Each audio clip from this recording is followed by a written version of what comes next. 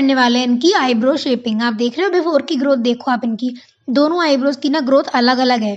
इनकी जो right eyebrow है ना वो तो सही है, लेकिन लेफ्ट वाली की ऊपर से निकली हुई थी।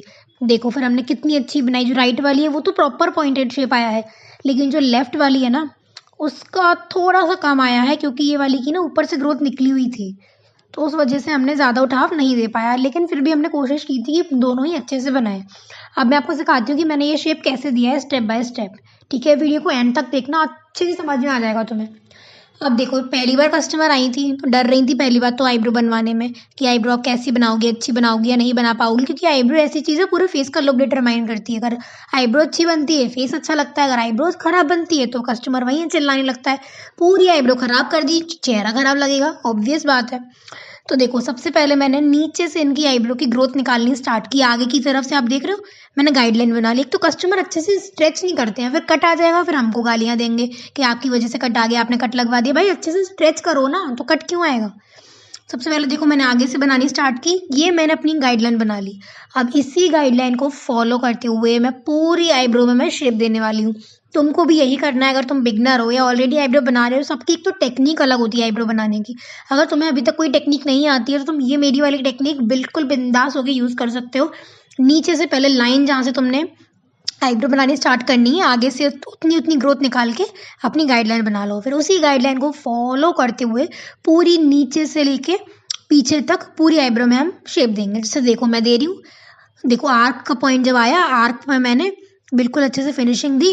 अब नीचे की डायरेक्शन में लेंथ को बिना कम करते हुए, क्योंकि लेंथ का आप इनका एरिया देख रहे हैं, वहाँ बाल वैसे ही नहीं है, निकले हुए हैं इनके ऊपर के बाल लेंथ की साइड, पीछे की साइड, तो इसलिए मैंने वहाँ तो टच ही नहीं किया था, बहुत कम कम।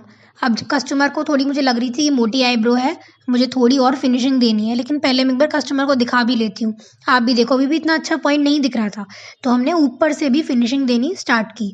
और ऊपर से आप देखोगे मैं ग्रोथ के बाल बिल्कुल नहीं निकाल दिए, क्योंकि इनकी ऑलरेडी ऊपर से निकली हुई है।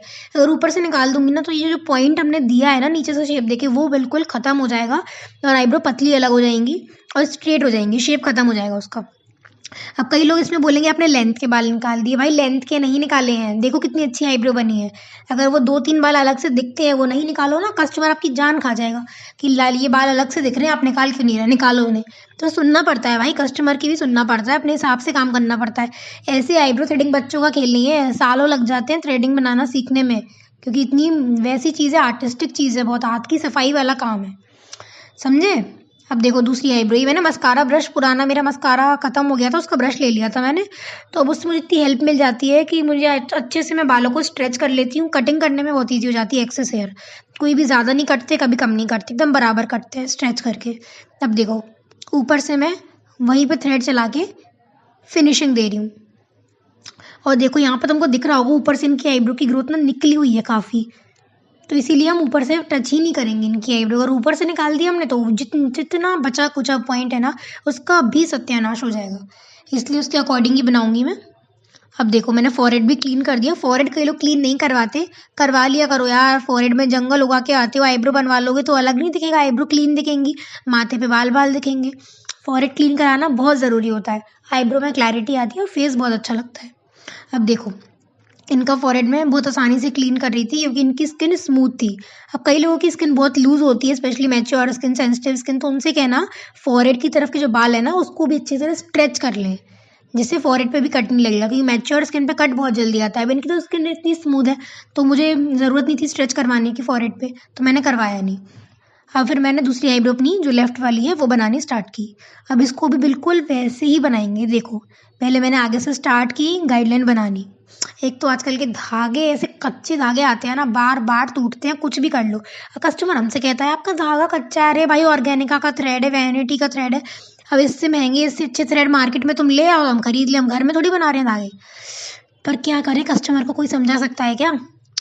देखो हमने आगे से गाइडलाइन बना ली। अब इसी गाइडलाइन को फॉलो करते हुए मैं पीछे तक लेके जाऊंगी।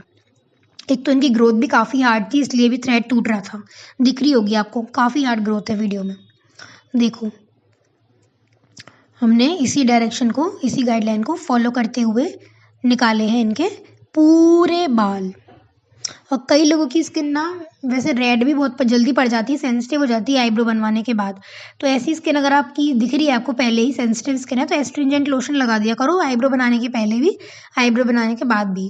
फिर उससे कोई भी दिक्कत नहीं आएगी, ना दाने आते हैं ना रेडनेस आती है, क्योंकि वो एक एंटी एलर्जिक लोशन है। ठीक है, देखो इनकी वाली आईब्रो भी ऑलमोस्ट हमारी बन चुकी है। शेप काफ़ी अच्छा लग रहा है, दिख रहा है तुमको कितना अच्छा लग रहा है। गाइडलाइन के थ्रू काम करोगे ना, चाहे वो तुम्हारा आईब्रो हो चाहे तुम्हारा हेयर कट हो, बहुत बढ़िया फिनिशिंग आएगी तुम्हारी दोनों चीज़ों में। देखो इसके बाद मैंने कस्टमर को चेक कराई थी, तो उनको लग रही थी राइट वाली थोड़ी मोटी लेफ्ट वाली के अकॉर्डिंग। तो हमने कहा कोई बात नहीं, आपकी चॉइस सर आँखों पर। तो हमने भी फिर नीचे से एक लाइन और क्लीन कर दी, थोड़ी सी हल्की सी पतली, हुई इतनी पतली कि दोनों उनको इक्वल लगे, अलग ना लगे, मोटी पतली ना लगे, दोनों झुकी हुई ना लगे। देखो कितनी अच्छी लग रही हैं, दोनों सिमिलर। बहुत अच्छा शेप आया था इनका आईब्रो का। देखो एक बार ना लास्ट में तुम खुद से भी चेक कर लिया करो कि दोनों आईब्रोज इक्वल लग रही है या नहीं लग रही। अगर तुमको भी खुद से कुछ लग रहा है ना डिफरेंस, तो वहीं सही कर दो। चलिए आज की वीडियो यहीं समाप्त होती है, अच्छी लगी हो तो लाइक कर देना, चैनल सब्सक्राइब